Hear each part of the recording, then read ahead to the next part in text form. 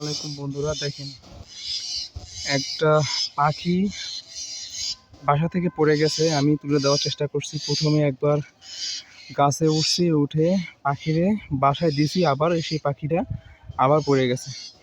তো আমি আবার যাচ্ছি, আবার একে সেই বাসায় উঠে দেওয়ার চেষ্টা করব। দেখেন কোন জায়গায় বাসা, ওই যে উপরে, ওই যে সামনে দেখতে পাচ্ছেন কোন জায়গায় বাসা। তো এই পাখিটিকে আমি উপরে দিয়ে আসার চেষ্টা করব আবারও।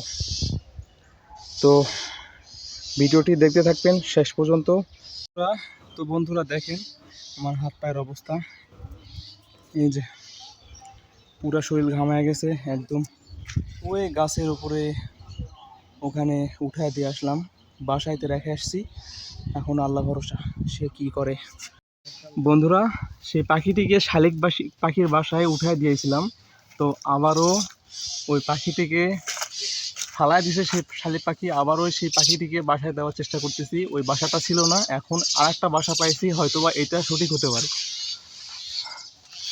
সামনে ওই যে বাসাটা, ওই যে দেখতে পাইছেন।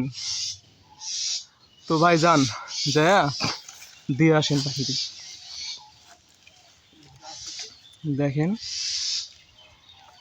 এই ভাইটি আবার উঠতেছে কষ্ট করে। আপনারা সবাই দোয়া করবেন। হ্যাঁ,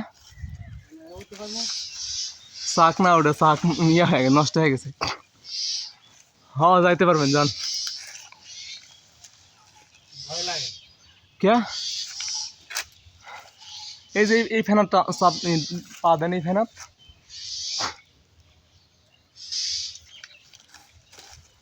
ফ্যানার পা দেন দিয়া, এই যে পিছনে একটা ফ্যান আছে, এই ফ্যানাই পা দেন।